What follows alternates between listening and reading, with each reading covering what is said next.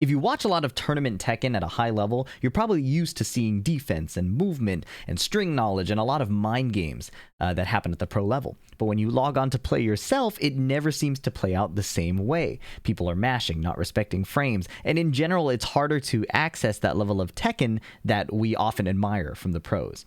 I've been trying to understand the science of enforcing skill gaps, or what I call punching down, and with my recent commentary job at Level Up Expo, I got to see a lot of pro players and how they adjust their play across different levels of play. So that's what I want to explore today. I have 3 matches, all happening at this same tournament. And what I really want to lock in on is how these players adjusted depending on whether they were fighting somebody weaker than them or somebody near the same skill level. Okay, these are all important in context, and we'll go in order. So the first match is important because we'll see how G6 OP, a relatively newer player, fights a high-level player, Jackie Tran, a former EVO champion in Tekken 4, and how he's able to actually string together a really impressive win. And it starts off of him establishing control early. This is game 3, right? So they've already played the first 2 games of the first of 2. But you'll see that G6 is dictating the pace. He's swinging a lot, swinging early, and it's put Jackie Tran on the back foot.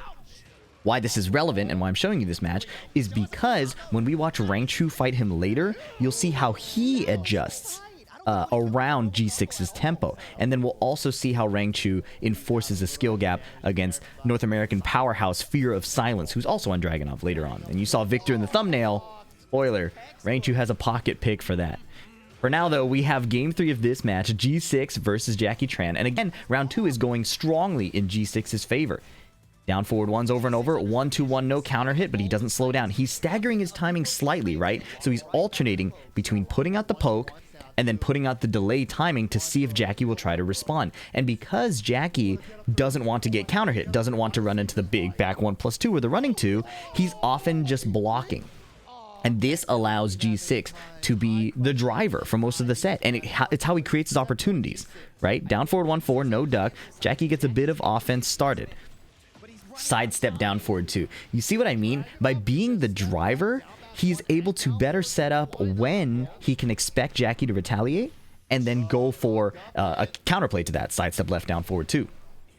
Stacking all this pressure from here, and then G6 does a cool thing here, a super delay timing. After playing the whole set, like go, go, go, slight delay, go, go, go, slight delay, he'll sometimes do a super delay where he sits there. Whiffs are running too, though, and Jackie Tran gets a nice whiff punish.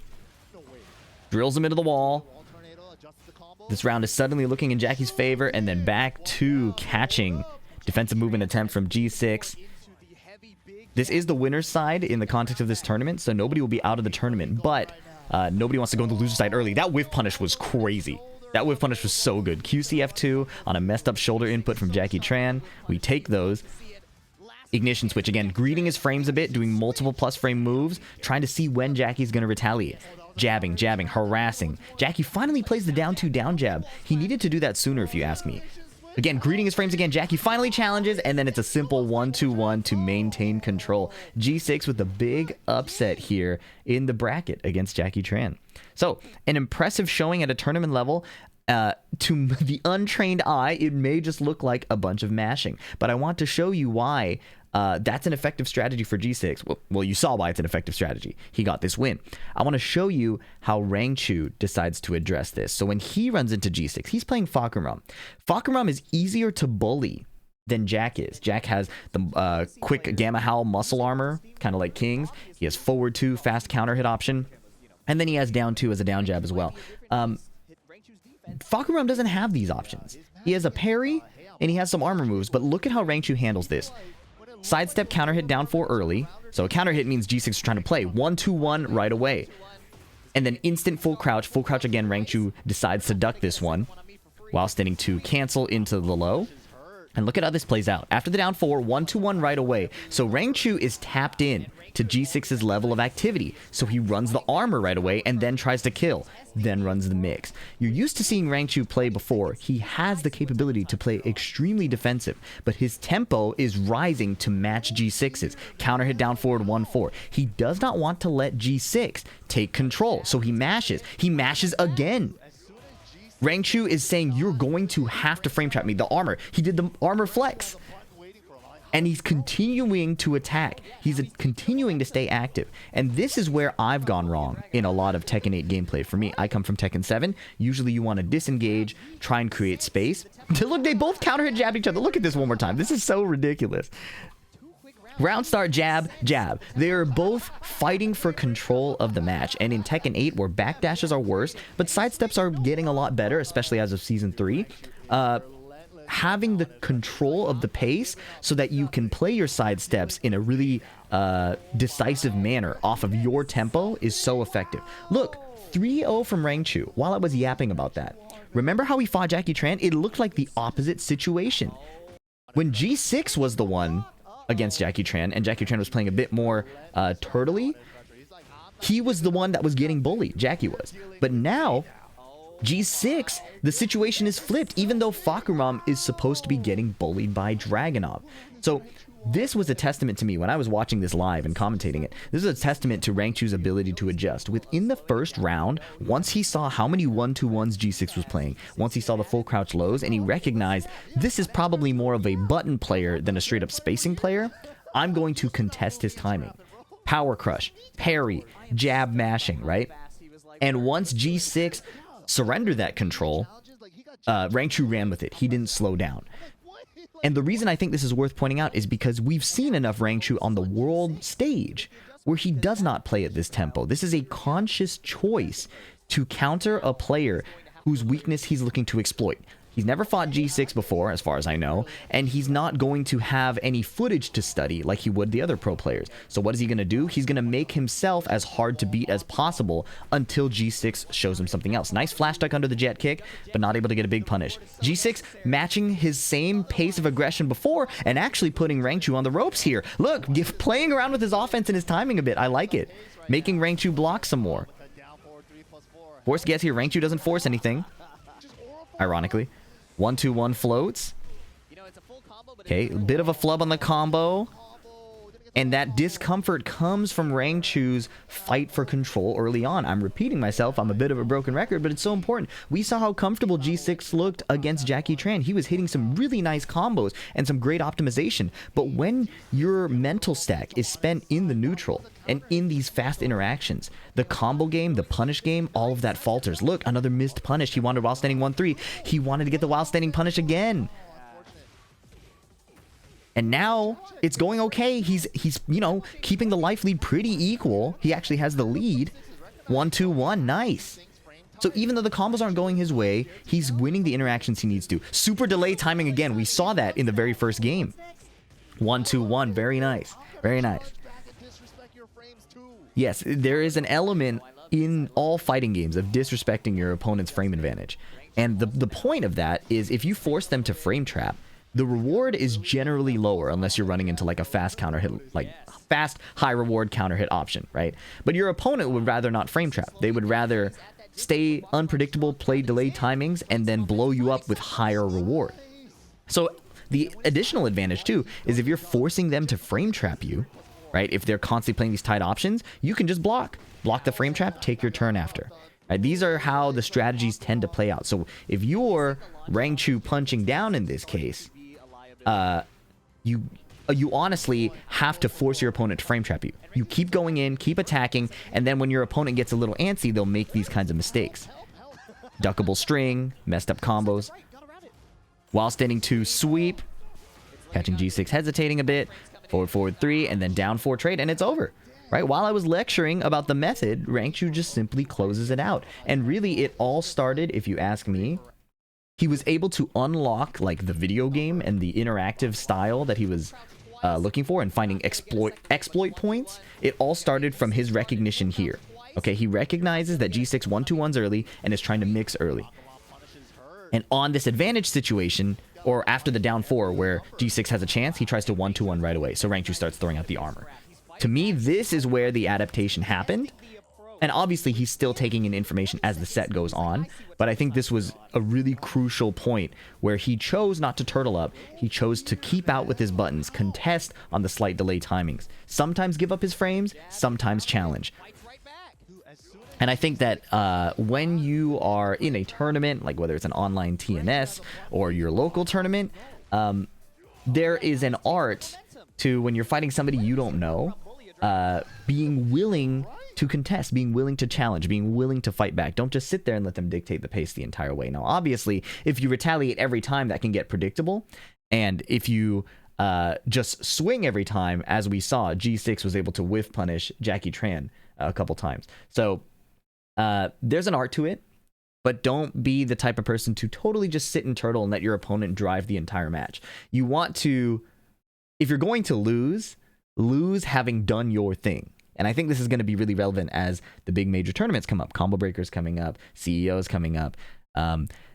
All at these big, huge tournaments, everybody's nervous, and it sucks to have to fly home not having felt like you played your game, right? So yes, moral of the story, Rangchu does not decide to turtle. He decides to take an active role in how the interactions play out, even though Dragunov should be the driver in most of these situations. But this takes us to the final match, and this one was a shock on many levels. I did not expect Rangchu to counterpick Victor. I talked to him after. It's because Victor's sidestep is so good against Dragunov compared to the Bears and Fahkumram, right? But the way he chooses to play this match, it felt like an online ranked match, and I couldn't help but wonder if he only did this to try to abuse the North American tendency to be a more passive player, to allow the opponent to initiate, right? And this will really highlight the strength of, if you are the one dictating the pace, interactions tend to go in your favor as long as you avoid getting too predictable, okay? Trigger warning, if you are a stance hater and a forced mix-up hater, as you know, I'm not known for liking these things. I'm on the record pushing back against these design choices, to put it lightly. But if you are not a fan of it, as I am not, this may be disturbing. Down 2 into instant full crouch low, into stance cancel. I'm going to have to keep up with this. Full crouch low again. The full crouch low is launch punishable, the little 2 stabs. So Rangchu is risking his life. Running low, not launch punishable. Fear of Silence had enough. Finally 1-2-1s. Full crouch low of his own, fighting back to win some damage, matching his tempo. What does Rangchu do? 1-2 to challenge, then tries to high evade. But Fear of Silence down 2 goes under. 1-1-2, canceling the charge move, plus frames, charge move, plus frames again, 2-2, down 1, up 1-1 immediately, but Fear of Silence interrupts. 2 throws broken, down forward 1, sidestep, heat burst. Now he backs off and 1-1-2s to counter hit. Breakneck speed, and then backs off and interrupts with a counter hit jab string. The French flash, a quick interrupt option to beat the ignition switch. EI2 running mid this time. He was running the lows all last round. Fear gets a nice 1-2-1. Hop knee, a crazy option. Fear wasn't even ready for it. Wasn't ready to launch it because, again, there's so much mental stack happening in the neutral. Low again. It's easy to mess up your punishes when you're fighting so fast and fighting so intensely against somebody who seems deranged. Launchable lows over and over again. But Fear does take that round. Nice sidestep duck while sending 1-3. He's locking in a little bit. 1-3, no low parry. High evading low. And an option select punish. If he went for a greedier punish, the third hit would have interrupted. So he does something quick and simple to float. And yeah, it's important to note, I was saying that he dropped the combo. Fear of Silence is a very solid player. He's been really good at Dragunov, even in Tekken 7 when Dragunov was weaker. So he's not unprepared. He's not... He did not practice enough. This is just a pace that nobody could have seen coming. He knows the Victor matchup. He has an idea of how Rangchu would like to play, but this is next level. Rangchu is playing so fast. 2-2 finishes the high, small duck punish. Needs to win more interactions, and hop knee again. Rangchu noting, hey, you didn't launch the first one. I'm gonna go again. Okay. Running up, threatening the full crouch low, but not running it this time. Trying to see what Fear's going to respond with. 2-2-2 whiff punish. Jabbing from a distance in case Fear decides to run in, I guess, with a running 2. Sidestep hop knee again around Fear's back 2. Small poke from Dragunov, but that Victor sidestep is immediately paying off. Launchable low again. Fear fights back with hatchet kick. Running 2, he has some frame advantage, but we've seen Rangchu play the panic options. 1-1. Charge string again, and it knocks down, and then the launchable low again. 3-1, breakneck speed, high tempo, seemingly throwing risk reward out the window, right?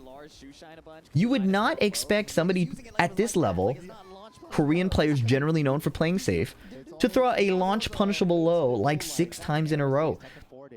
But the reward isn't about just damage and frames and risk that you're getting launched.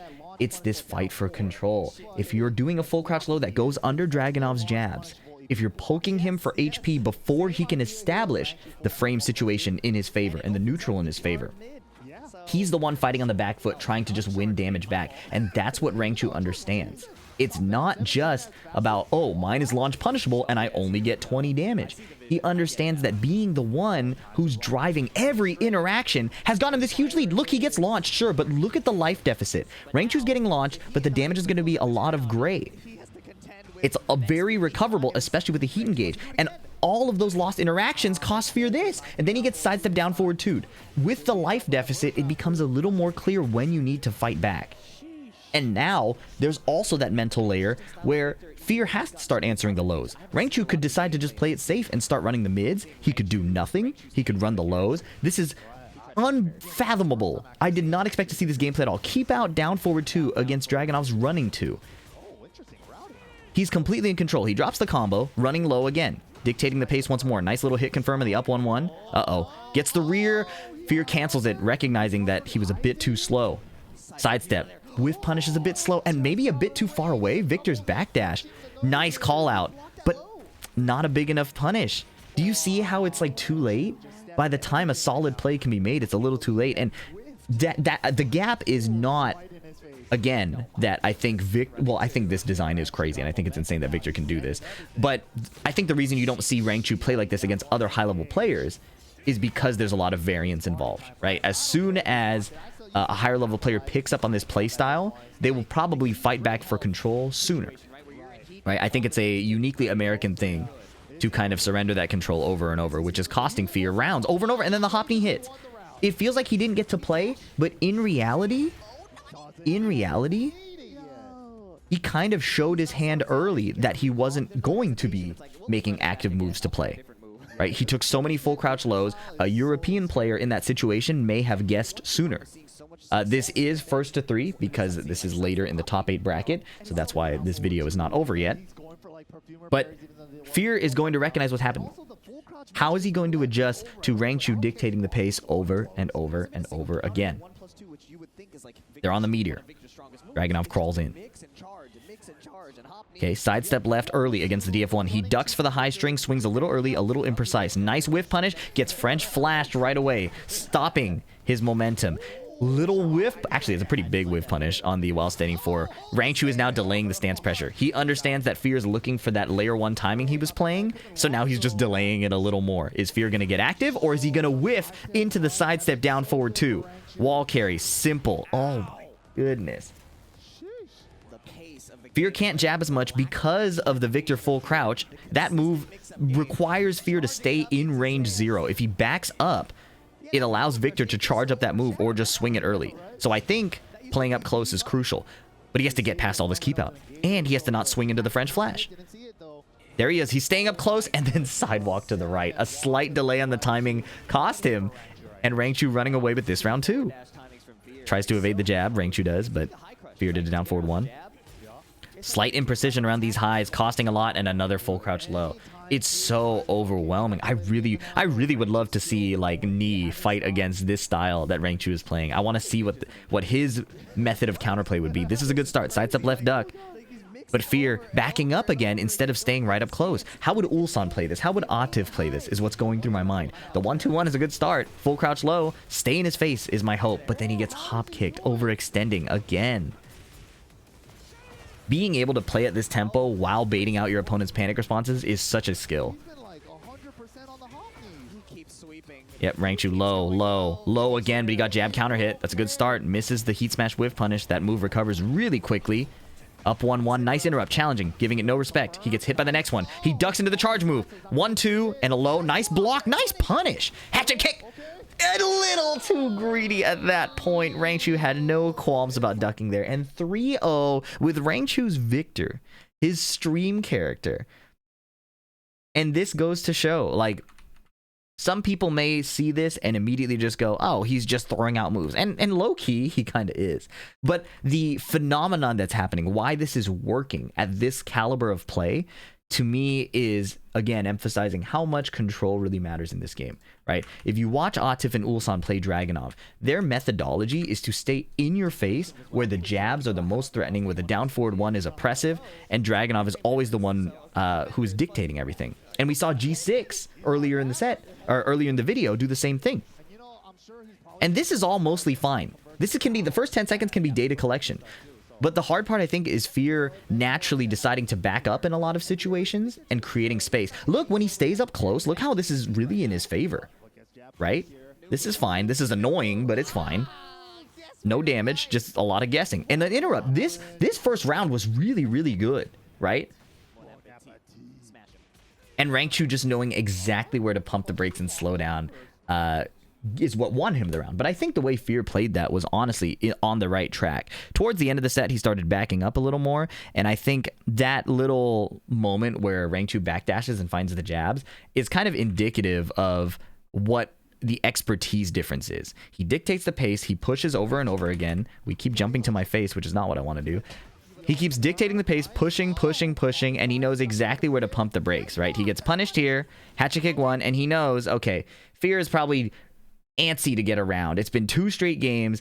He's finally got me on the ropes. I can just low block here. It is ultimately a guess. He ultimately could have been wrong. But I think that Rangchu's expertise played out so well, finding the sidestep down forward twos, the sidestep hop knees, the raw hop knees. There's just so much advantage in being the driver, even against a character like Dragunov, who's usually driving everything, right? So I know this video is pretty crazy, and it's really easy to hate on this style of gameplay from Rangchu, but as somebody who likes to study the game, as somebody who likes to teach the game, I'm a believer in taking as many lessons as you can. And if me personally, I'm struggling to enforce what I perceive to be a skill gap in tournaments, I'm going to watch the best players in the world and see how they do it. And in this case, he picked Victor, but remember, against G6, he stuck to his character. He stuck to his character, recognized what the tempo was going to be, and just pushed back and tried to match his pace and make sure he was not the one on the back foot. And for the flip side of the equation, if you are the non-legacy player, if you're the one punching up, making a name for yourself, don't be afraid to try to dictate the pace. You might lose, you might get caught out, right? You might get your hatchet kicks blocked, you might get hop kneed in the face, but this is how you figure it out. G6 moved with so much confidence here, and it paid off in so many situations and even won him this game. So, yeah, we're going to end on the modified Volcano Buster, I guess, because I ran out of things to say. But I hope you enjoyed this video. Season 3 has been exciting. The EVO Japan Top 8 was super exciting, and I'm feeling a lot more inspired to watch high-level matches and try to take lessons that I can pass on to you guys. That's all for now. Leave a like and comment if you haven't already. Subscribe for more, and I'll catch you in the next one. Peace.